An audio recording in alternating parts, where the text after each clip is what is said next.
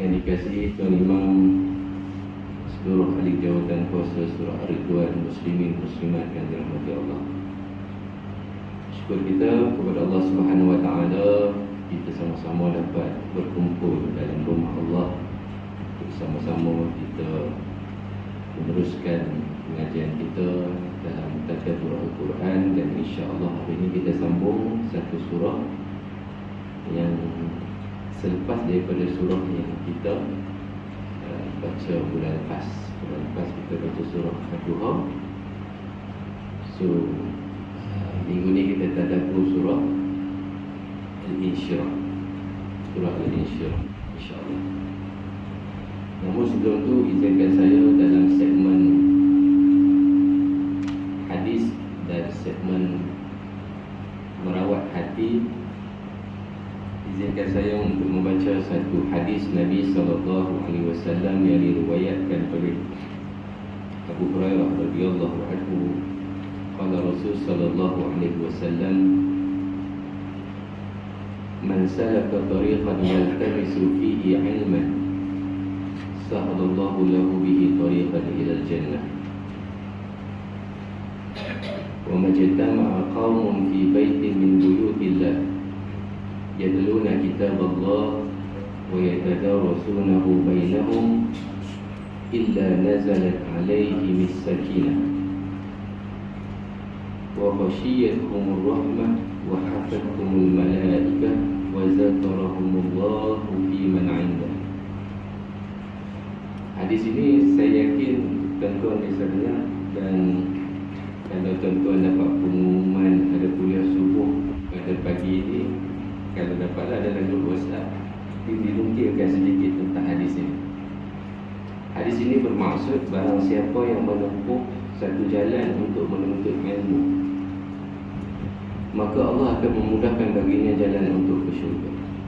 InsyaAllah tuan-tuan dan puan-puan muslimin muslimat hari ini duduk dalam satu majlis ilmu ni nak menempuh satu jalan ilmu.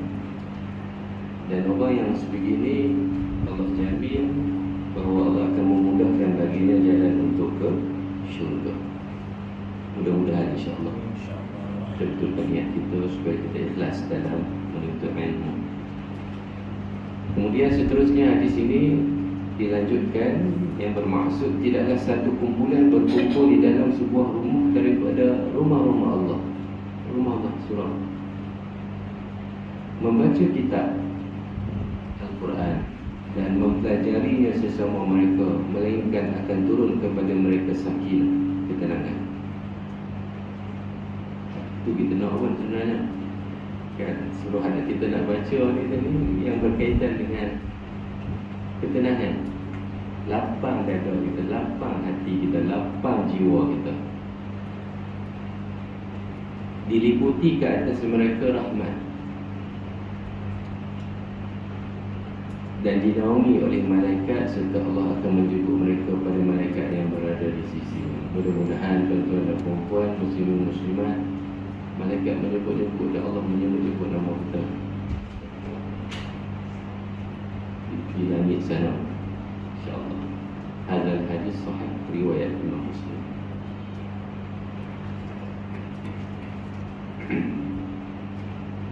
Segmen hati kita mulakan begitulah, insya-Allah setiap bulan satu hadis, satu segmen hati, kemudian baru kita masuk kepada tadabbur. Dalam segmen hati ini saya nak berkongsi satu kaedah atau strategi yang dikemukakan oleh Syekh Abdul Qadir Al-Jilani khusus dalam merawat penyakit hati yang berkaitan dengan ujub.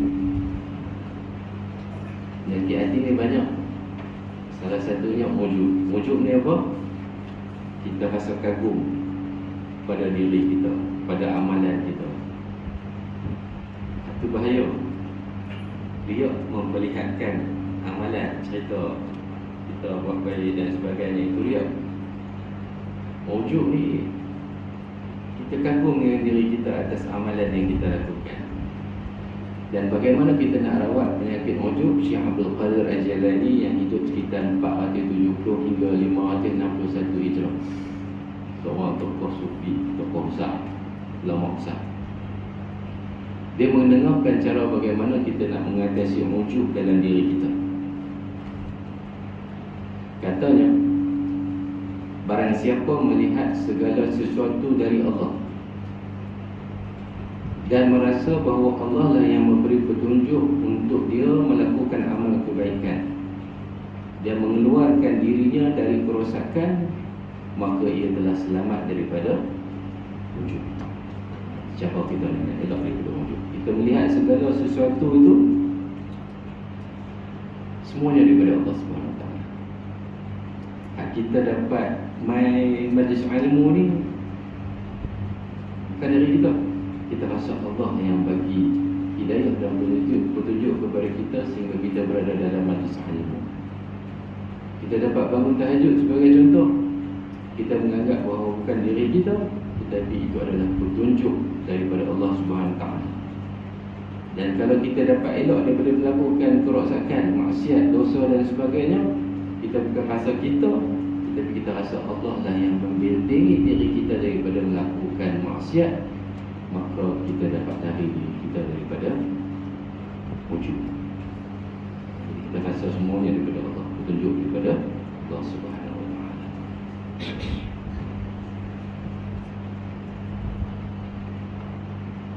Sebelum kita masuk kepada surah Asy-Syarah, dia ada tiga nama. Satu Asy-Syarah, satu Al-Insyirah, kadang-kadang orang sebut surah Al-Nashrah.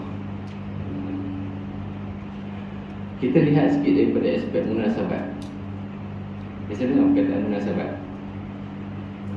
Munasabat ni adalah kita lihat dari sudut hubungan surah sebelum kita baca dengan surah ini.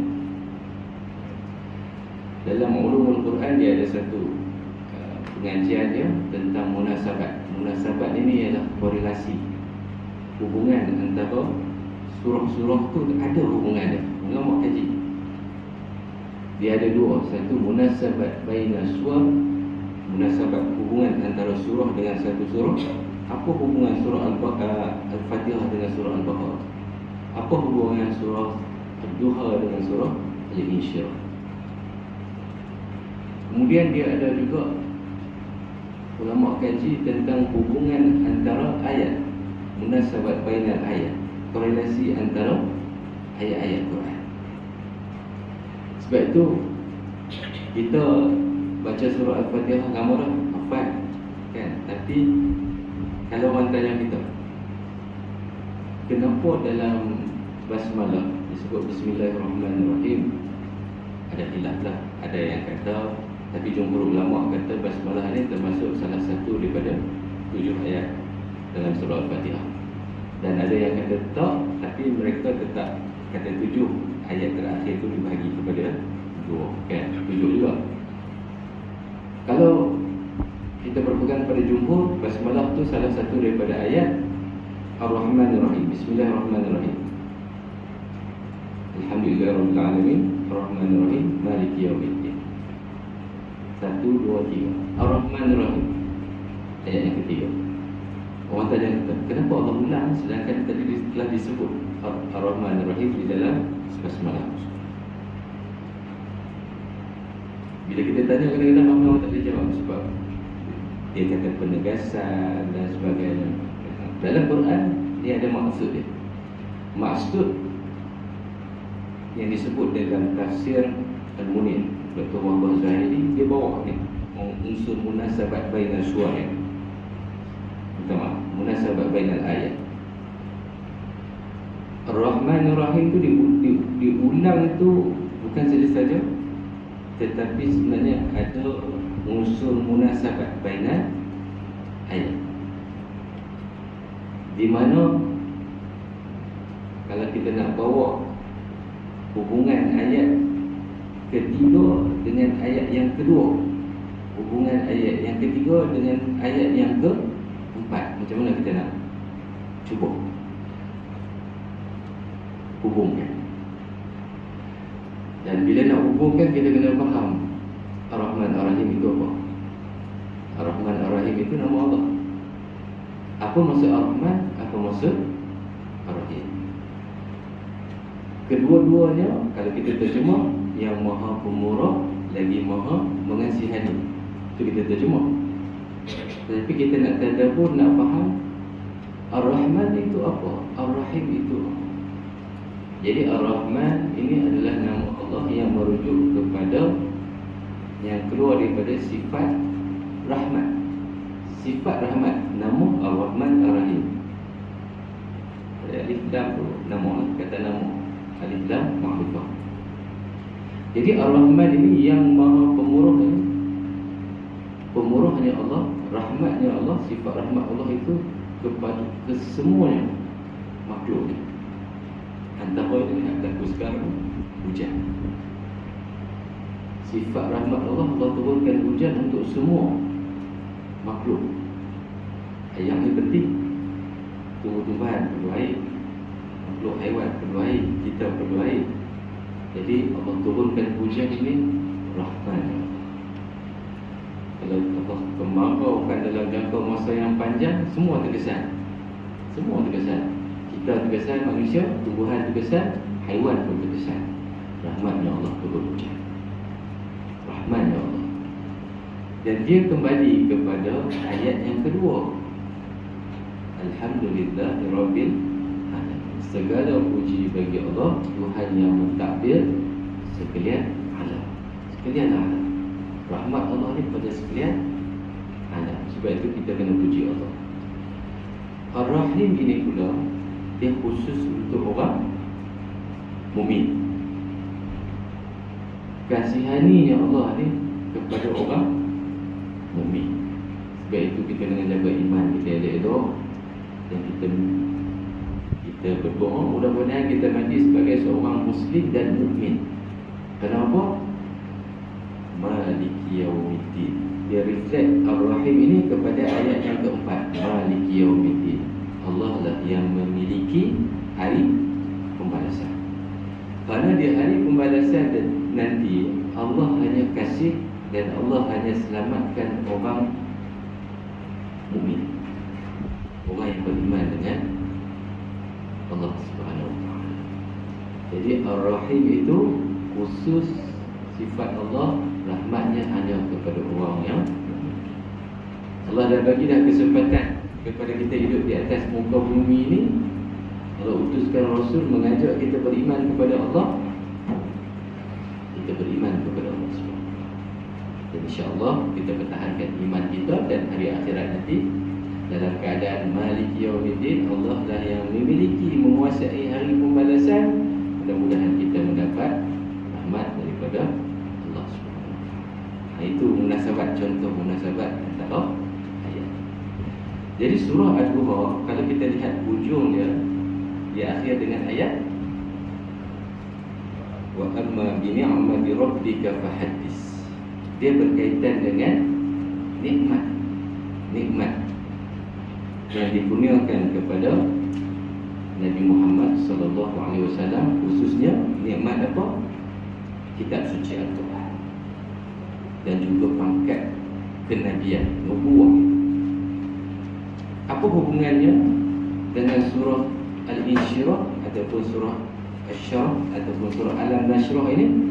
Dalam surah ini Allah Subhanahu Wa Taala menerangkan lagi tentang, mengkhususkan lagi tentang nikmat-nikmat yang diberikan kepada junjungan besar Nabi Muhammad sallallahu alaihi wasallam.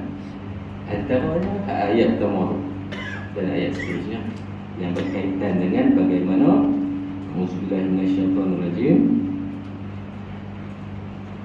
Ayat yang pertama, alam nashrah laka sadrak. Dalam satu bentuk pertanyaan, Allah tanya, bukankah kami, yakni Allah, telah melapangkan untukmu akan dadamu, ya Muhammad. Itu satu nikmat kepada Nabi Muhammad daripada Allah Subhanahu Wa Taala. Kita pun kalau rasa lapang dada, nikmat dah. Kita saja kadang-kadang tak sedar, kan? Tapi bila kita bersambut, baru kita ingat Allah Subhanahu Wa Taala. Kalau kita tenang, lapang dada, seronok hati, girang, kita rasa seronok. Cuma kita sedar tak sedar satu nikmat yang cukup besar daripada Allah Subhanahu wa Ta'ala. Tapi bila Allah duka dengan musibah, serabut dan sebagainya, barulah kita ingat. Kadang macam itulah manusia kan. Time senang tu tak ingat, time susah tu baru nak ingat. Kadang-kadang penting juga ujian dan musibah tu untuk kita kembali kepada Allah Subhanahu wa Ta'ala. Dan salah satu daripada perkara yang kita jaga supaya kita ni dapat nikmat lapang dada, tenang hati. Dia berkaitan dengan hati juga, iaitu jangan sesekali kita mempunyai perasaan iri hati dan hasad, dengki. Orang yang ada iri hati, hasad, dengki, payah nak dapat nikmat lapang hati. Tidak. Dia tak boleh tengok orang senang, dia dah iri hati je. Jealous. Itu sebenarnya dia tak tenang tu hati. Orang dapat nikmat, dia start jealous. Apatah lagi dengki. Orang yang ada iri hati dan hasad, dengki ni, Masya Allah, kan? Hilang nikmat lapang dada. Dia tak lapang dada. Kalau orang yang ada lapang dada, kawan dia, jiran dia dapat nikmat, dapat rezeki, dia rasa kebersamaan. Masya Allah, tahniah, syabas, alhamdulillah. Dia macam tu. Itu nikmat lapang dada. Sebab itu dalam bab hasad ni, Nabi SAW berpesan kepada kita supaya jaga-jaga. Nabi gunakan istilah iyyakum wal hasad. Dengan hasad ni, hati-hati, jaga-jaga. Gemar masuk dalam perasaan kita tu, bahaya. Sebab itu ada dalam satu kisah bila mana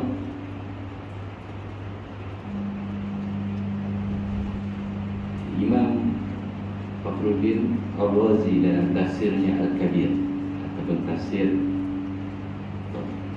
Ar-Razi, tak kala dia mensyarahkan ataupun mentafsirkan lafaz a'udzubillahi minasyaitonirrajim ataupun lafaz isti'azah, tafsir Al-Kabir itu besar, tafsir yang paling berjilid-jilid Imam Fakhruddin Ar-Razi.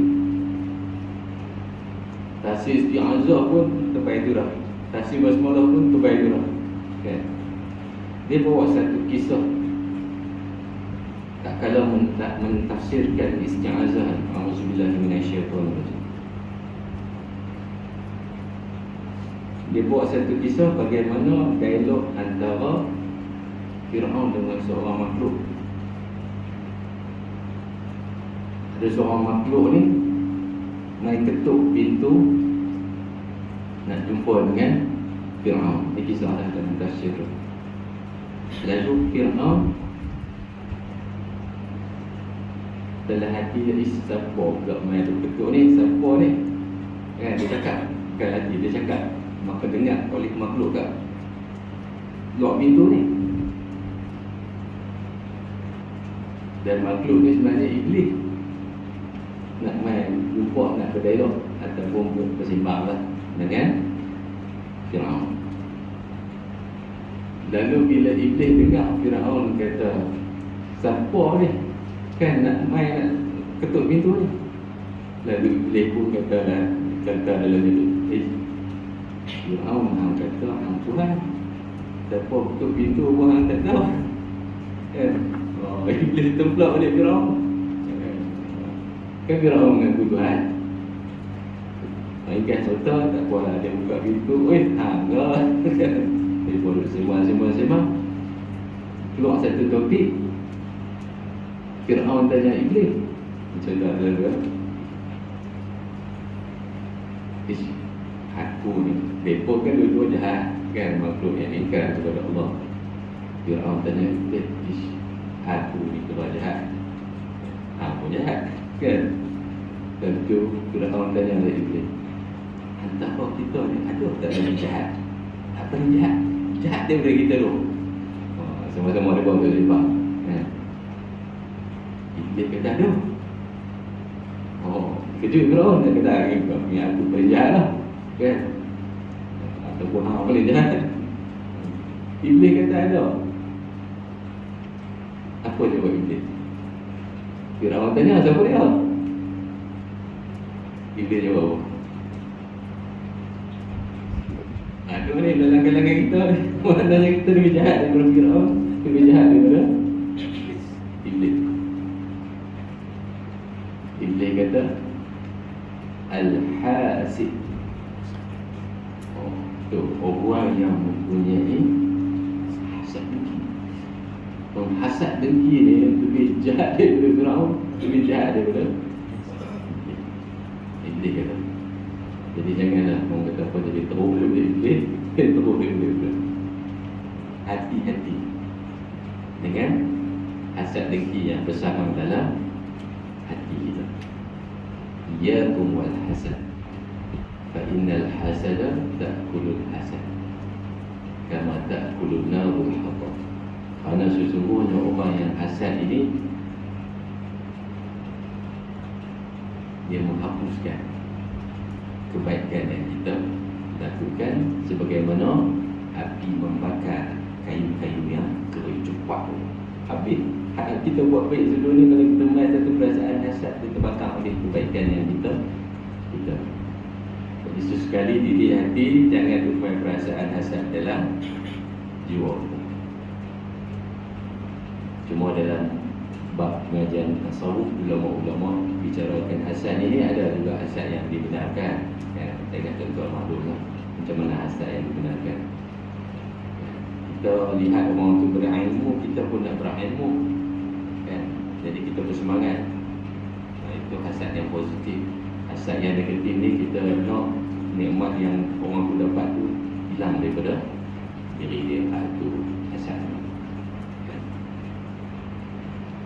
Kadang-kadang dalam dunia perniagaan, ini contoh orang hasad. Orang cuba menggunakan perkara-perkara yang berkaitan dengan mensyirikkan Allah supaya nikmat kekayaan perniagaan orang tu hilang. Ini hasad. Hasad yang diharamkan oleh Allah Subhanahu Wa Taala.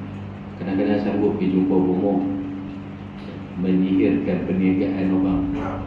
Kita banyak cerita, kan? Saya duduk kaji ni, pelamai dan pendidik. Kajian dengan Jabatan Mufti, kajian pelamai dan pendidik dalam kalangan peniaga di Pulau Pinang. Ada yang santau menyantau, buat perniagaan orang sampai lama dah tak niaga. Kadang dia niaga, pelanggan dia tak nampak, dia buka kedai, ada dapur ni kat petang pinggiran contoh ni. Niaga pun bukan niaga besar pun, kan? Seorang niaga nasi lemak, seorang niaga boleh pisang. Apalah salah dia berkongsi rezeki, bukan niaga benda yang sama pun. Tapi dia main perasaan hasad tu yang kata lebih jahat daripada Fir'aun dengan Iblis. Bila kita duduk kaji dia, monok memang macam-macam. Jadi bila main perasaan dia tu, kita pun pula takut ni orang hasad kat kita. Kita pun pula duk pergi cari cara mendidik hadap tu. Tu pun satu hal juga. Macam-macam lah, kan? Boleh kok pari kan? Orang jual ikan kat kayangan kan, duduk gantung. Bukan dia, dia kan dia ikan pari banyak. Ekor tu dia duduk gantung kat belakang tu. Awak dia buang kan? Dia ekor pari tu gantung kat belakang. Abang gantung dia buang, dia simpan. Dia kata ada orang macam ni. Ada orang macam ni. Macam ni buat apa?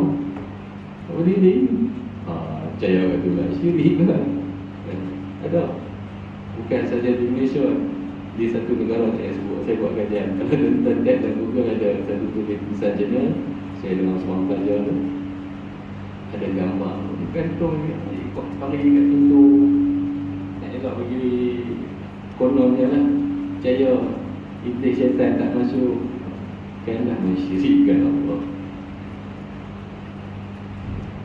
Ada gantung student saya tentang dalam tidur dia bawa main kuda lok kering. Kuda lok tak kering tu gantung kan pintu kan, nelayan-nelayan percaya hantu iblis tak masuk. Saya bersimpanlah satu buat contoh kajian lah. Kan dalam bilik tu kena break yang tipu bila hilang je benda tu. Sempat datang kat gambar. Jadi nak cerita yang banyak kebejatan akidah dalam masyarakat yang perlu kita awasi. Jadi salah satu cara ayat tamu ni cerita tentang bagaimana lapangan yang diberikan oleh Allah Subhanahu Wa Taala kepada junjungan besar Nabi Muhammad sallallahu alaihi wasallam. Ayat ini berbentuk pertanyaan. Alam nashrah, alam, bukankah kami telah melapangkan untukmu akan dadamu ya Muhammad? Ayat ini berbentuk pertanyaan tetapi mengandung erti ketetapan. Memang betul pun Allah melapangkan dada Nabi sallallahu alaihi wasallam. Kita pun minta kepada Allah supaya Allah lapangkan hati kita. Baca surah ni minta kepada Allah supaya Allah lapangkan hati kita, mudah terima ilmu. Sebab Allah lapangkan dada Nabi Muhammad SAW dengan membuka pintu hatinya untuk menerima hidayah. Kita minta baca surah ni, minta Allah lapang hati kita untuk Allah bagi hidayah kepada kita. Dan Allah bagi makrifat kepada Nabi. Kita pun nak makrifat Allah, faham yang kata beriman dengan Allah ni macam mana. Diberikan kepada Nabi iman, lapang dada tu Allah bagi iman, Allah bagi pengajaran, Allah bagi pengetahuan, Allah bagi kenabian, Allah bagi kebijaksanaan. Ini dalam konteks ayat ni kepada Nabi. Dan Allah bagi banyak perkara, hidayah, makrifat, iman, pengajaran, pengetahuan, kenabian dan kebijaksanaan. Dan dalam sirah Nabi SAW kita selalu ceritakan tentang bagaimana kita berkaitan dengan dada Nabi ni, malaikat mai. Ada sebut dalam riwayat, sebut 2 kali. Pertama ketika Nabi masih berumur kecil lagi, datang malaikat. Yang kedua kalinya sebelum pergi Isra Mi'raj. Dan ada lagi beberapa kali. Dan antara beberapa kali itu tujuannya adalah untuk cuci hati Nabi ni daripada iri hati dan hasad dia. Tak ada, kat Nabi tak ada perasaan hasad. Kita ni Allah duduk sikit kan? Sebab tu kena tahu. Sebab tu dalam ayat laqad ja'akum rasulun min anfusikum azizun 'alaihi ma 'anittum harisun 'alaikum bil mu'minina ra'ufur rahim. Sifat Nabi ni, kita umat dia ditimpa musibah,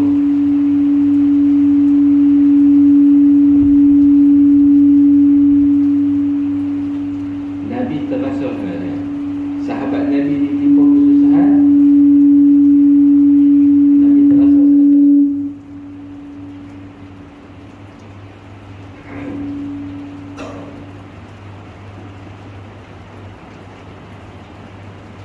Dan Nabi teramat menginginkan kepada kita ini supaya kita beroleh kebahagiaan dan keselamatan. Hari itu, hari itu bil mu'minina ra'ufur rahim. Dan Nabi bersifat ra'uf dan rahim.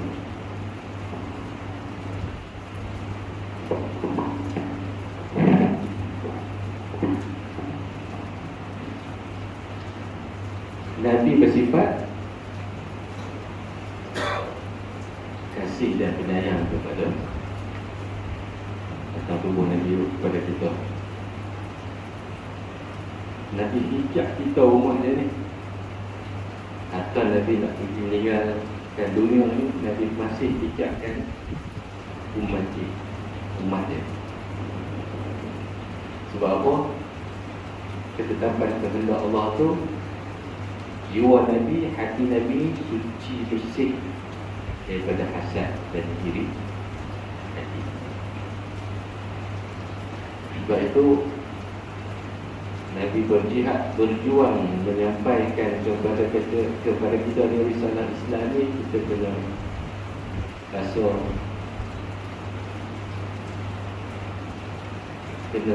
kita kena menghargai sangat-sangat jasa dan pengorbanan Nabi SAW, sehingga kita dapat nikmat iman dan kita dapat nikmat Islam. Kalau kita boleh rasa, itu pun satu nikmat. Siapa main mengaji dia rasa sebut nama Nabi, selawat, sebut nama Nabi, banyak kenalkan Nabi, itu pun satu nikmat kepada hidayah Allah. Nak pergi rasa kita ni cinta Nabi, itu pun hidayah Allah. Ada orang tak rasa pun. Saya tu berhadapan dengan orang tak rasa ni, orang cuma nak keluar agama. Tak rasa apa pun. Hidayah ni daripada Allah. Kita boleh sedar, tetapi saya bukan tahu apa yang doktor cakap. Saya ni jenis membaca, dia pun doktor juga, tapi dia tak sampai hidayah. Tuan-tuan masih ingat bulan lepas saya cerita tentang yang perempuan yang dia buat dia. Malam saya pergi balik, saya pergi cari jumpa perempuan ni lah.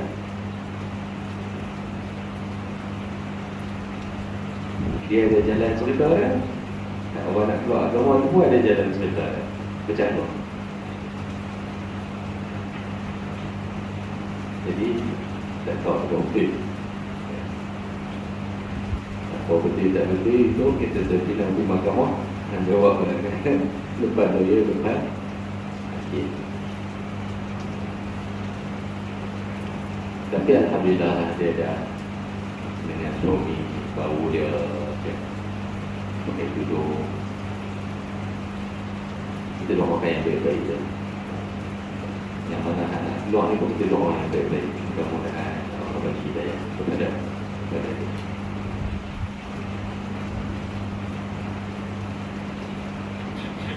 Setengah kaul mengatakan dari kecil lagi dada Nabi SAW telah dilapangkan oleh Allah, iaitu semasa didatangi malaikat Jibril ketika ia bermain-main dengan kanak-kanak yang lain. Dibelah dadanya, dikeluar jantungnya, kemudian dibersihkan bahagian yang boleh digolah syaitan dalam jantung tersebut, lalu dibasuh dengan air zam-zam dan dimasukkan kembali ke tempat.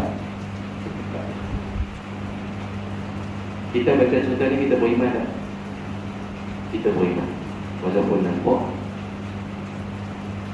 mencarikan ada. Tapi bagi orang-orang yang Allah tak bagi hidayah, dia argue benda ni. Mana rasional dia tu? Tapi kita orang yang beriman, kita beriman, kita percaya. Kalau semua nak fikir logik, jenuh. Sebab itu kita dalam mengambil sumber ilmu ni, kita ada epistemologi di mana kita meletakkan wahyu ni kebenarannya bersifat mutlak nombor satu. Dan kita diminta untuk berfikir. Memang kita digalakkan oleh Al-Quran untuk berfikir, tetapi berfikir yang membawa kepada kita dekat dengan Allah dan mentauhidkan Allah Subhanahu Wa Taala. Ayat yang kedua, wa wada'na anka wizra, dan kami telah menghilangkan daripadamu akan bebanmu. Ayat yang ketiga, beban tu sifatnya macam mana? Allazi anqadha dhahra, yang memberatkan belakang punggung. Beban yang dimasukkan di sini ialah, setengah riwayat kata yang dimasukkan dengan beban itu ialah kesalahan. Kita ni kalau buat salah, dia akan jadi beban. dia akan memberatkan mizan kita sebelah kiri. Jadi ashabul shimal, kalau kita buat banyak ibadat pahala, beban itu memberatkan kita di sebelah ashabul yamin. Tapi Nabi SAW, Allah telah mengampunkan kesalahan Nabi SAW yang berlaku semasa zaman jahiliyah sebelum dilantik menjadi Nabi. Nabi dilantik menjadi Nabi pada umur 40 tahun. Dalam surah Al-Fath ayat 2, A'udzubillahi minasyaitonir rajim, liyaghfira lakallahu ma taqaddama min dhanbika wa ma ta'akhkhar. Allah telah mengampuni kesalahan engkau, wahai Muhammad, yang telah lalu dan yang akan datang. Maknanya nubuat kenabian Nabi ini berkait dengan kemaksuman. Nabi ini maksum, kita tak. Nabi ini maksum. Atau beban yang dimasukkan di sini juga, ada mufassir yang menyatakan bermaksud kesusahan yang didertai oleh Nabi SAW dalam menyiarkan risalah Allah yang dipikul oleh Nabi Muhammad SAW, yang beban nak menyampaikan risalah Islam ini. Kita tahu di peringkat Makkah cukup ditentang, itu satu beban. Sikit sangat orang yang beriman, bahkan Nabi menginginkan orang mengikut dia. Sebab itu dalam kes bapak saudara Nabi, bantu Nabi, pertahankan Nabi. Tapi sampai ke sudah, dia masih yang kata pun pertahankan kepercayaan. Betul. Sebab Nabi kata, Allah kata, nak bagi hidayah ini milik Allah. Hidayah ini milik Allah. Tugas Nabi, kenabian ini adalah untuk menyampaikan.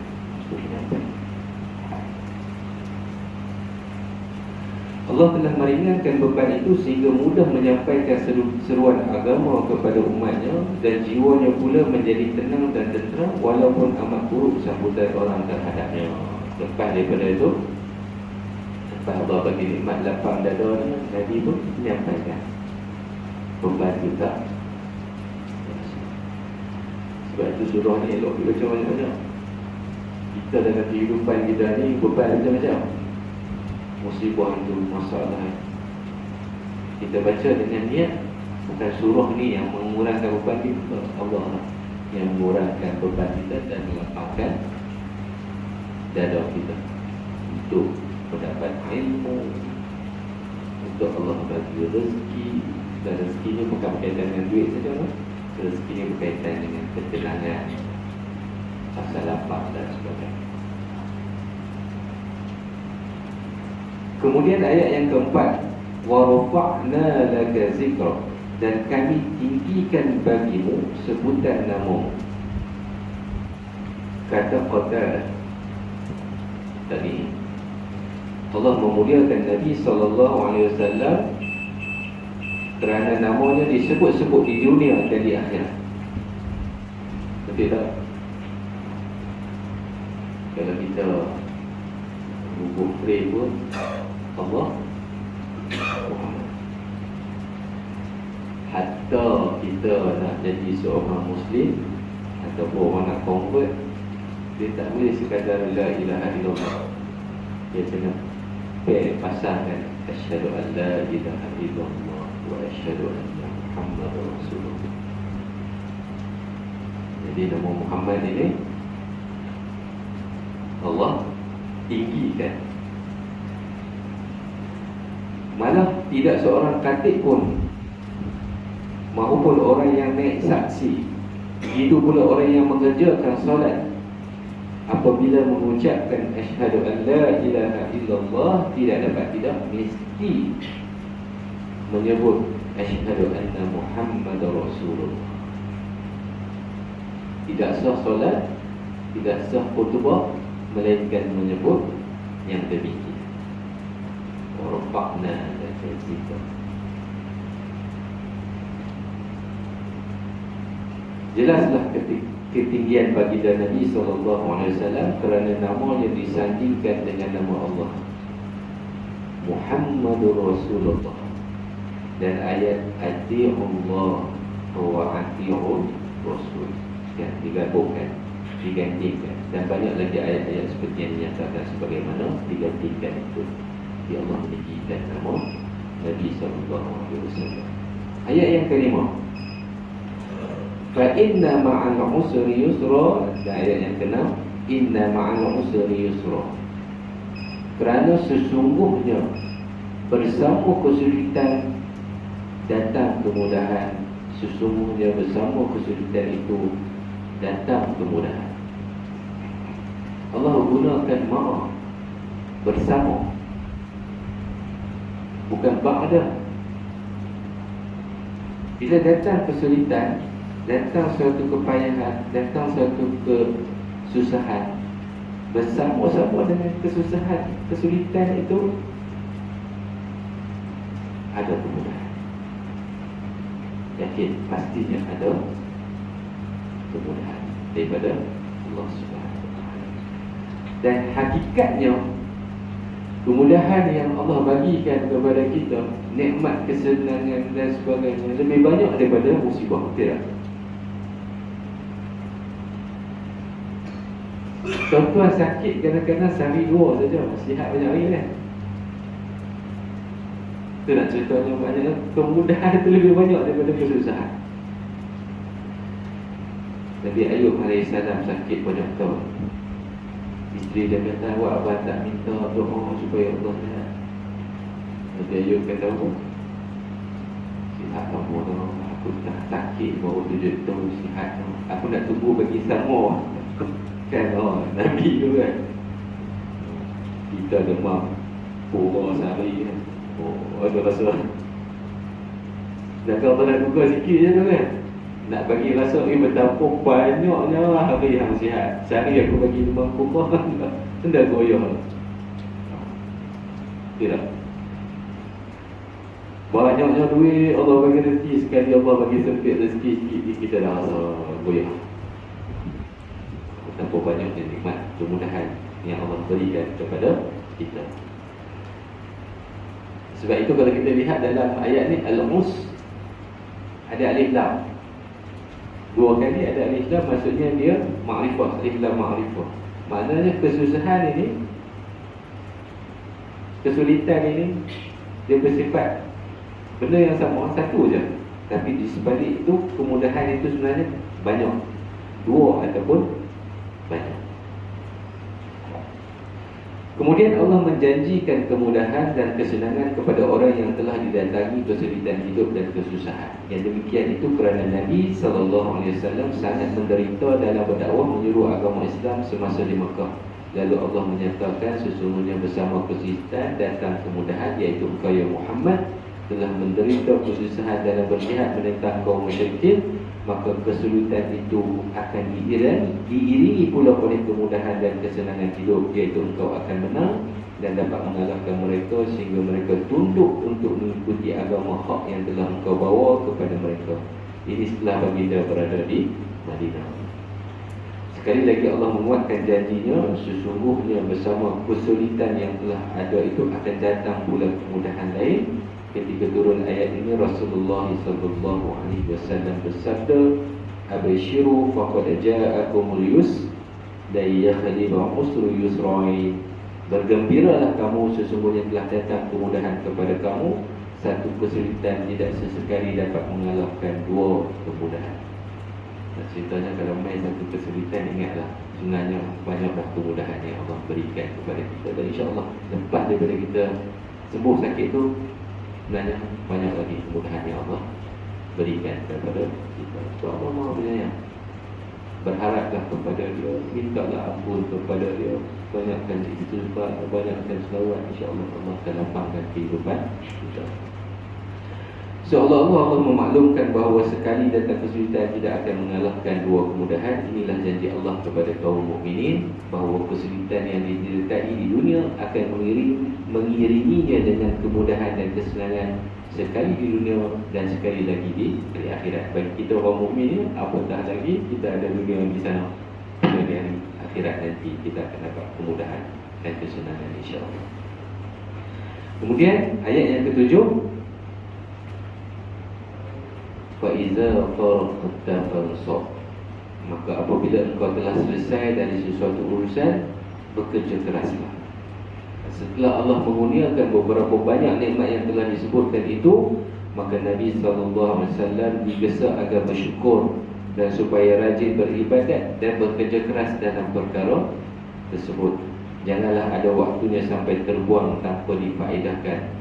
Bermakna apabila selesai mengerjakan sesuatu ibadat, hendaklah diiringi dengan ibadat lain sebagai tanda kerja keras yang memenangkan.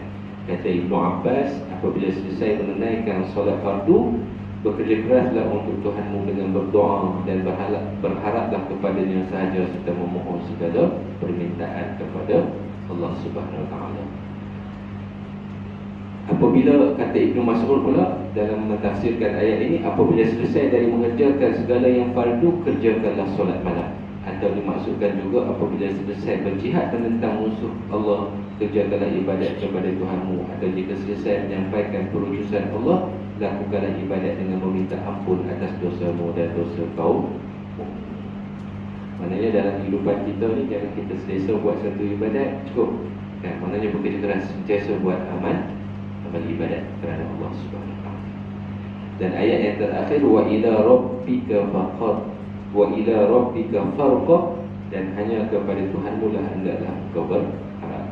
Maknanya merendah dirilah kepada Allah dengan memohon syurga yang diingini dan menjauhkan neraka yang ditakuti. Kata Ibnu Katsir, jika selesai engkau dari mengerjakan urusan dunia dan sesudah engkau putuskan hubungan dengannya, maka tampillah mengerjakan ibadat dengan rajin dan hati yang lapang, mengikhlaskan niat serta keinginan semata-mata kerana Tuhanmu Allah, bukan kerana yang selainnya.